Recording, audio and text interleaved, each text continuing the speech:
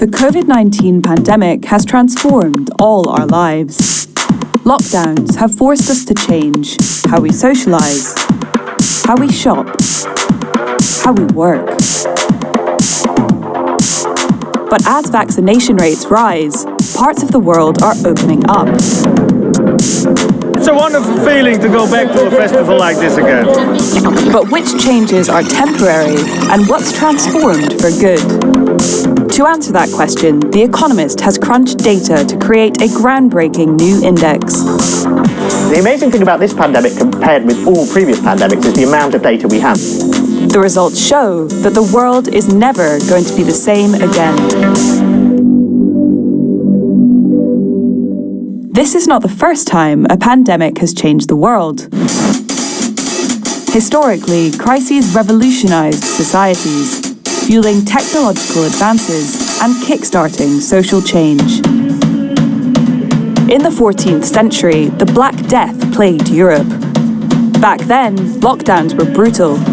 Infected people were locked up in confined spaces to die, and there were different approaches to social distancing. About a third of Europe's population died from the plague. But from the devastation came innovation. Having fewer workers encouraged the development of new technologies. Labour was much more scarce, and so that, some historians think, led to the development of labour-saving devices such as the printing press, because you don't want to be paying scribes to copy things out. You'd rather have a machine that could do it more cheaply. Some theories even suggest the Black Death made Europeans more adventurous. Piling onto a ship seemed less risky when so many people were dying at home. In the following decades, dozens of expeditions explored new lands. Fast forward a few centuries, and the flu pandemic of 1918 looked surprisingly similar to what we've experienced recently. Schools, theatres, and businesses were shuttered. There were mask mandates and anti-mask protests. Up to 100 million people died from the flu. That's more than triple the number that died in another crisis you might be more familiar with, the First World War. The flu hit as the war was ending, and both ignited change. If you look at the First World War, the men went to the front, and so women had to work in factories and took on a lot of jobs that they'd previously not been able to do. So it had a big impact on, how people saw the equality of the sexes and whether it was appropriate for women to work and so forth. And after the pandemic ended, businesses were inspired to take more risks. From 1919, the number of startups in America boomed. We can notice these historical changes in hindsight. Today, it's possible to quantify change as it's happening. The amazing thing about this pandemic compared with all previous pandemics is the amount of data we have. The fact that we're all walking around with these computers in our pocket, you've just got that sensor network that's sort of inherently there. We've got an unprecedented amount of data, and in fact, almost more than we can deal with. An ideal situation for a data journalist like James. He's crunched the data to create an index for normality. So the index that I've made basically looks at 50 countries, at behaviour in those 50 countries around the world. And the idea behind it is to track how things have changed during the pandemic and how behaviour might persist beyond the pandemic. To make his index, James analysed 8 different indicators of behaviour, which can be split into 3 categories. The first is transport. Flight data, public transport usage, and traffic congestion. The next is leisure use, sports attendance, box office takings, and time spent outside the home. Last, how business is being done, office occupancy, and retail footfall. That gave James thousands of data points to analyse.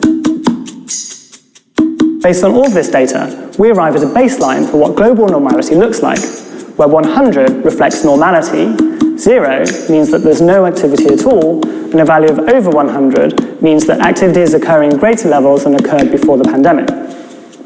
This line is our overall global normality index. It reflects in aggregate how behaviour has changed over the past 18 months around the world. We looked at 50 countries in total, and every country looks a little bit different. For example, here is the chart for Britain. You can see that activity fell dramatically last spring as restrictions came in. Activity rose once more through the summer before falling as the second wave occurred. And since then, activity has risen as the vaccination programme has gotten underway. To see how the index looks in your country, click on the link. Data are great at giving a sense of what the world looks like now. But the index can't predict the future.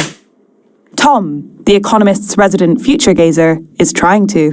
The world before the pandemic is gone. We're not going back to it. The big question is, to what extent are things going to snap back? We're not going to snap back all the way. It's clear that people aren't going to go on doing all of the things they've been doing in the pandemic, but nor are they going to go back to the way things were before. So the answer is going to be somewhere in the middle, and exactly where it is in the middle is going to vary by country, by activity, by industry, by household, and so that's what makes it so unpredictable. So we're entering into a hybrid world, where people do things online as well as off.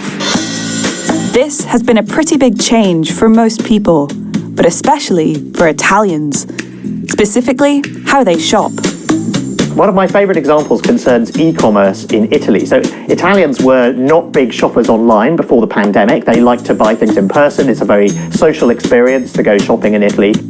During the pandemic, it was a different story. Restrictions here were tough, and in the first half of 2020, more than 2 million Italians tried online shopping for the first time ever.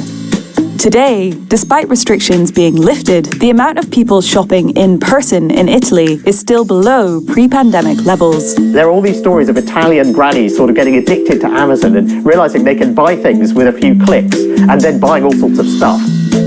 That's an example of how, when you discover a new way of doing things during the pandemic, you're likely to want to go on doing it.